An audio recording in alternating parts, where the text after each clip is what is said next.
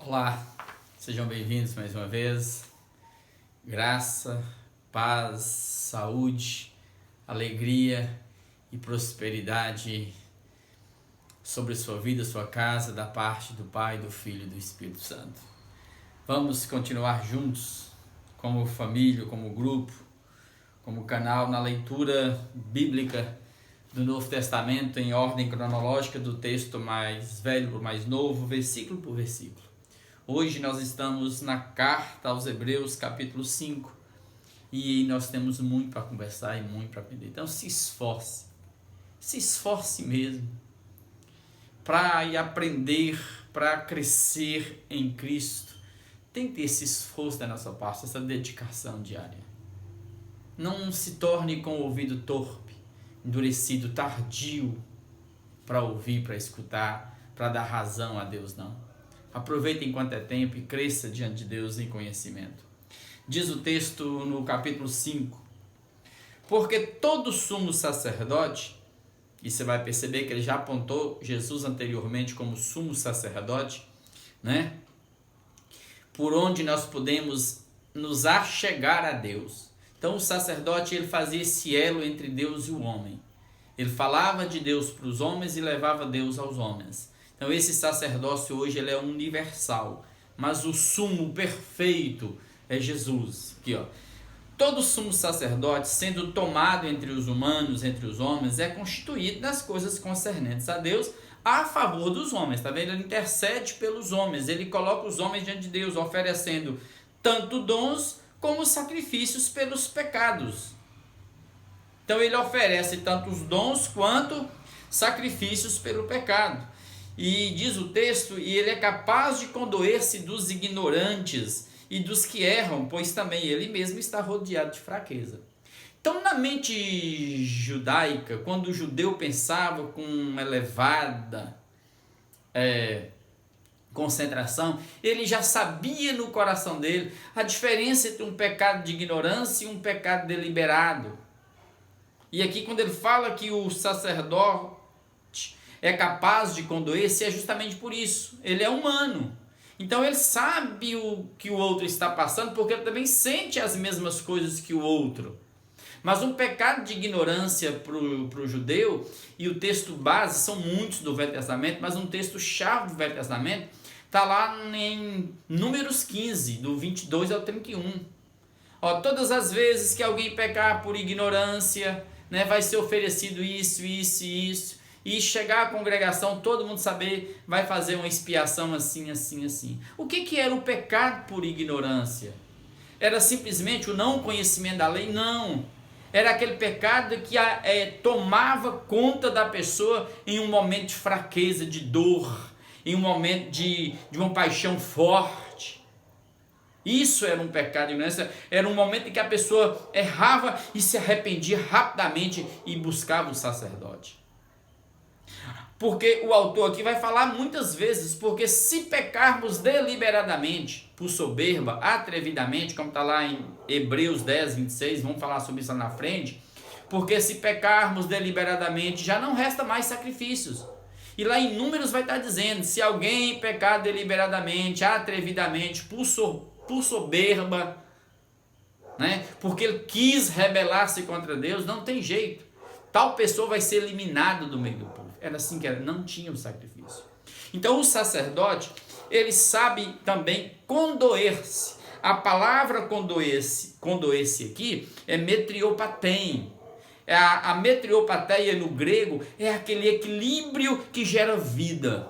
Porque existem os extremos na terra. E para o grego existia um ponto de equilíbrio, um ponto equidistante dos extremos, onde a pessoa pacificava.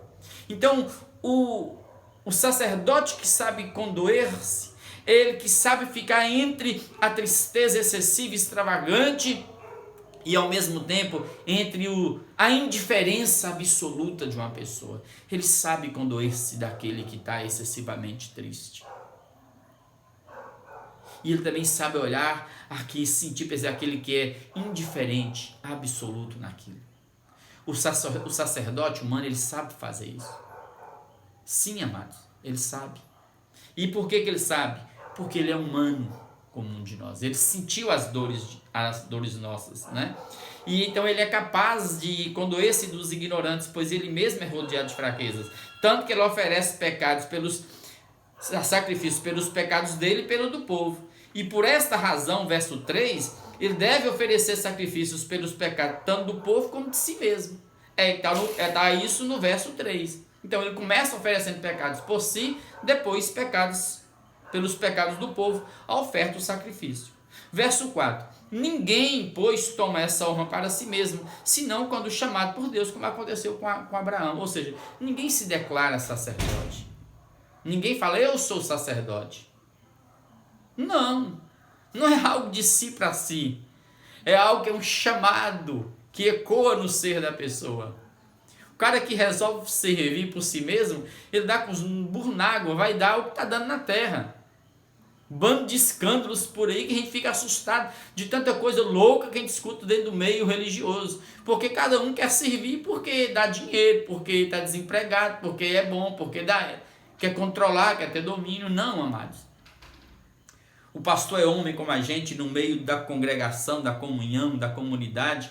Você percebe que tem pessoas que têm esse dom de Deus, esse chamado de Deus para pastorear.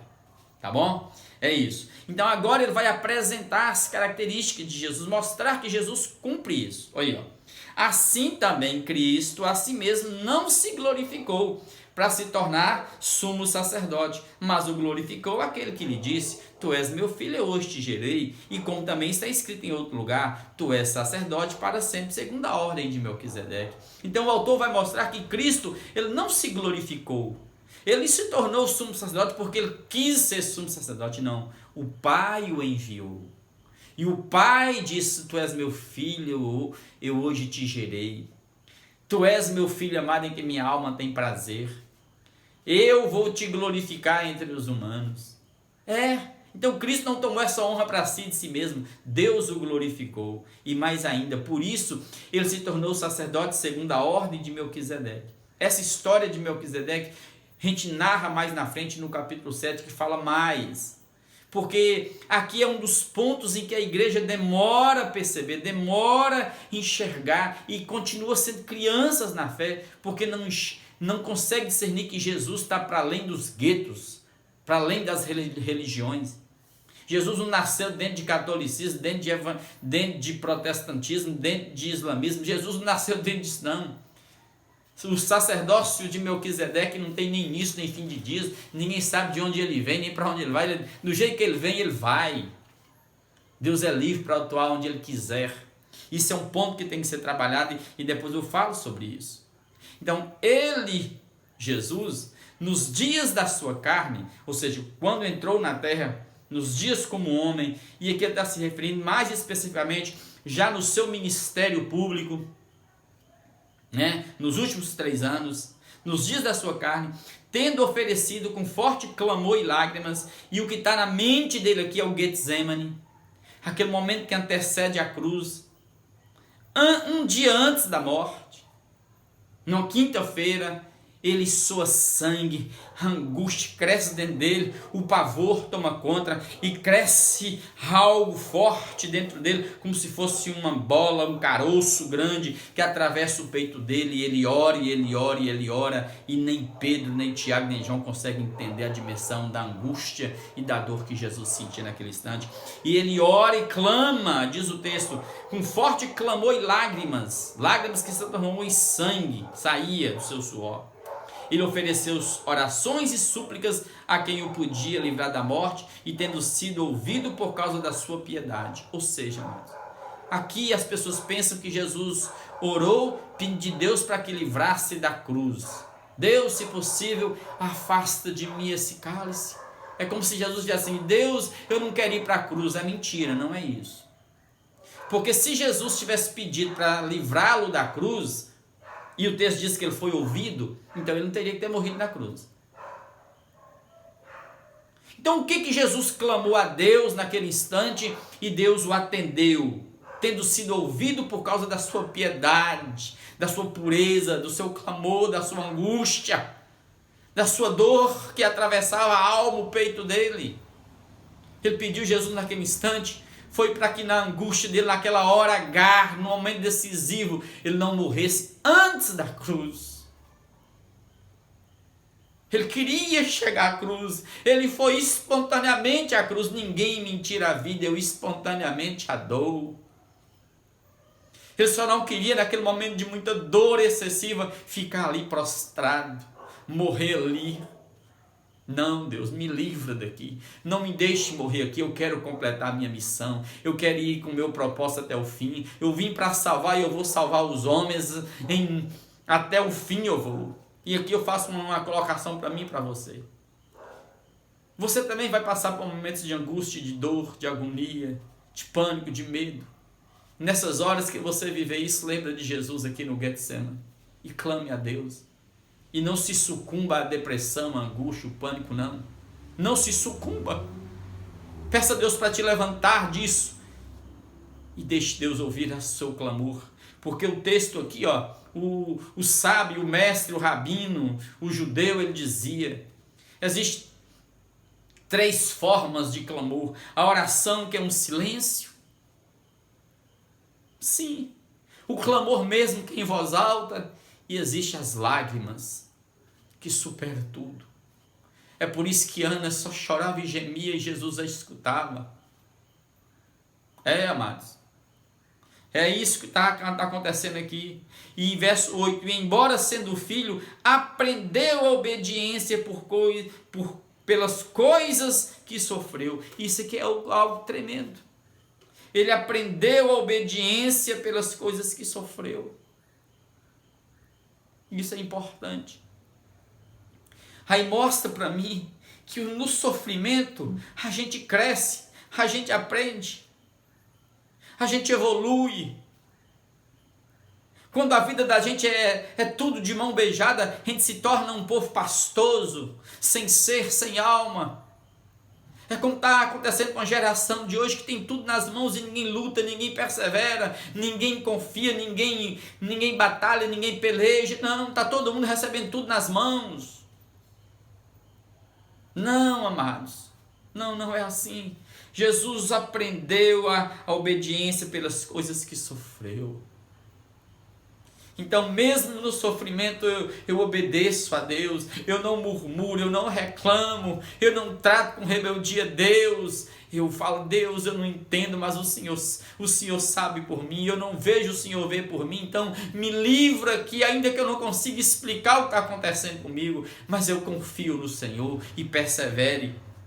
E tendo sido, diz o texto, verso 9, e Jesus tendo sido aperfeiçoado, a palavra aperfeiçoado aqui é teleios, está na ideia aqui, não é daquela perfeição que você, não, é aquela perfeição que define alguém que leva o seu propósito, o seu sonho, o seu alvo até o fim, ele não para. Ou seja, ele foi aperfeiçoado porque ele foi até o fim. Ele foi até a cruz, ele clamou a Deus para não deixar morrer antes, e ele consumou tudo e gritou na cruz, está consumado, está pago, aleluia, tetelestai, está pago, glória a Deus por isso. É por isso que diz que ele foi aperfeiçoado, a palavra aqui é que ele foi até o fim.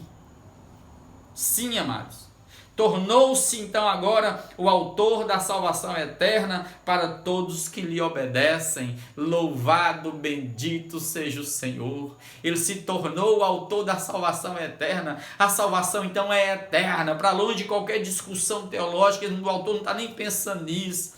Eu quero dizer para você uma coisa: qualquer que seja as circunstâncias da vida, nada e ninguém, circunstância nenhuma, jamais poderá te tomar das mãos, dos braços de Jesus. Se você é dele, você vai lutar e você vai chegar lá, em nome de Jesus. É assim que é, creia, não duvide nunca. A salvação dele é eterna, nos alcançou na existência e nos ancora nos céus, até que ele volte. É por isso que todos os dias nós cremos. Então, diz o texto, tendo sido então nomeado, verso 10, por Deus, sumo sacerdote segundo a ordem de Melquisedeque. E aí ele diz o verso 11, a respeito a esse respeito de Jesus ser sacerdote segundo a ordem de Melquisedeque, sobre o que ele escreveu anteriormente, de Jesus ser o autor da salvação eterna, para além dos guetos, das geografias, das etnias da terra, o texto diz: temos muitas coisas que dizer e difíceis de explicar, porquanto vos tornastes tardios em ouvir. E a palavra tardios para ouvir aqui é aquela pessoa que está com o ouvido como de um animal, que sofreu uma lesão e não escuta mais. É alguém que é torpe de ouvido, é tardio de mente para compreender. E os humanos não querem mais se submeter a esse momento de sentar, de ler, de joelhar e orar, de clamar. Não, está todo mundo querendo as coisas por intermédio de si mesmo. Ninguém mais está buscando Deus. Não, é hora de buscarmos a Deus e entendermos que precisamos dele. Nós temos que nos esforçarmos para ler a palavra e ouvir. Tem gente que tem se tornado tardio para ouvir. Pois, com efeito, quando devíeis ser mestres, já passado o tempo, atendendo ao tempo decorrido, gente que está aí no evangelho há 2, 3, 4, 5, 10, 15 anos, e é menino ainda, é criança, não se esforça, não quer ler, não quer buscar, para um tempão, investe um tempão naquilo que não aproveita, mas quando fala de ler a Bíblia e orar, ninguém quer. Então vai ficar sempre assim como crianças, meninos, levados pelos ventos de doutrina, carregados pelos falsos apóstolos, mestres da vida, sendo roubados pelos tiranos estelionatários da fé, que mercadejam, que enganam. É por isso. E diz mais ainda o texto: tende necessidade de alguém que vos ensine de novo quais são os princípios elementares dos oráculos de Deus, assim vos tornastes como necessitados de leite e não de alimento sólido. Ou seja, vocês estão precisando aprender o ABC. A palavra aqui, rudimentos, aqui ele diz de princípios elementares. A palavra que ele usa aqui tem pelo menos um tanto de significado, mas significa que eu tenho que ensinar para você o alfabeto. Que quando se trata de estudar física, que eu tenho que ensinar para você que o mundo é composto de 4 elementos básicos. Entenderam agora? Que um estudante de filosofia tem que aprender, sempre fazer introduçãozinha. Amados. É alguém que não quer crescer, não quer aprender, não quer investir tempo, não quer investir no reino. É por isso que as igrejas estão cheias de falsos líderes, falsos profetas enganando todo mundo. Porque eles não querem ter o trabalho de pregar, de ensinar, de abrir a mente do povo, de colocar isso, de ter esse trabalho de gravar, de pregar aqui a bunda na cadeira e ler e estudar. Porque dá trabalho. As pessoas não querem. É muito triste isso. Mas é isso que o autor está dizendo. Ora, todo aquele que se alimenta de leite, de papinha, de sopinha, é inexperiente na palavra da justiça, Jesus, nossa justiça, o Evangelho. Porque ele é criança, verso 14. Mas o alimento sólido, Jesus, que tem os tesouros da sabedoria e do conhecimento de Deus, que é Deus encarnado, o Evangelho que é existencial, que é para nós, conhecer Jesus para saber como lidar em cada situação, em cada etapa da vida. Ninguém quer, porque esse alimento sólido do Evangelho pleno, a palavra viva, é para os adultos, para aqueles que pela prática, está vendo? Pela prática que exercita o conhecimento de Deus, amados, não é como um oráculo, não é, toma aqui, lê minha mão, vê o profeta, vê o que Deus tem para mim, não, é prática, é experienciável.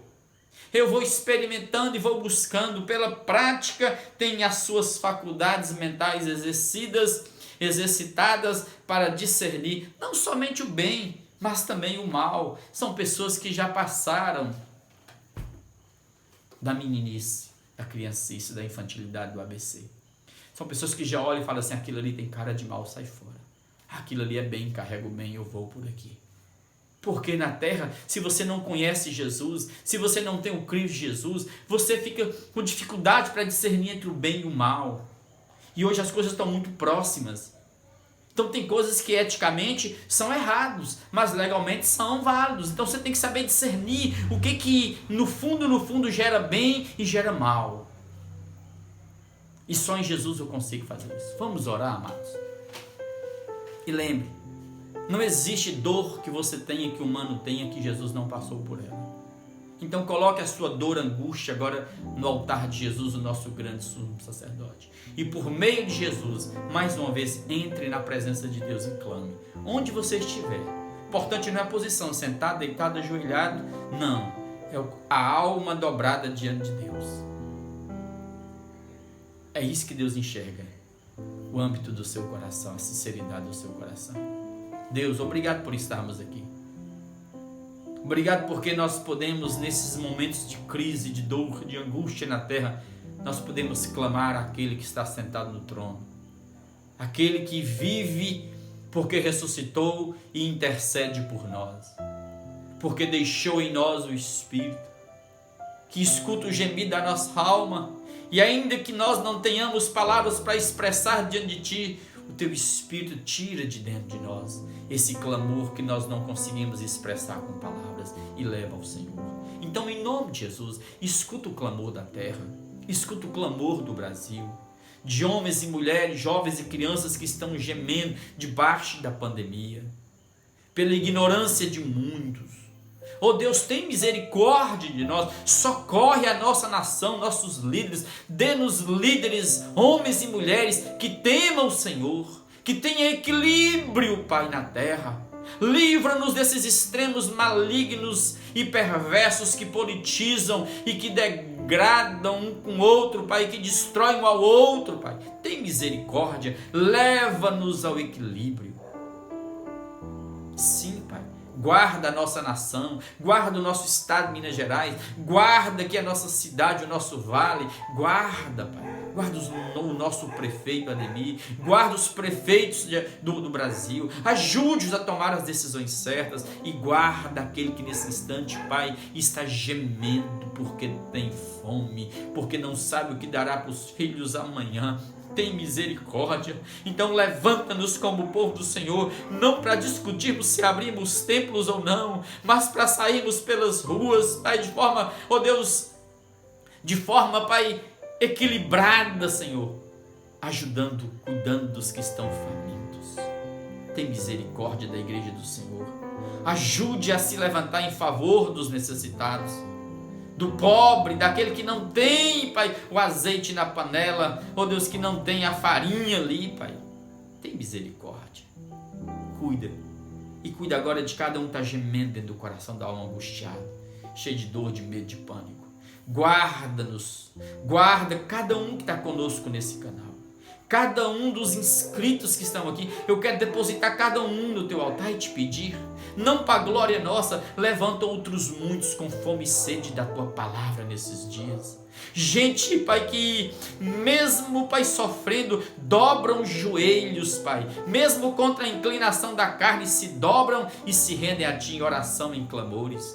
Cura-nos, Pai. Fortalece cada um dos irmãos, cada casa, Pai, que abriga a Tua palavra, oh Deus, que ergue a cruz do Senhor. Guarda cada mente e cada coração com os Teus anjos agora e repreenda toda voz estranha de Satanás.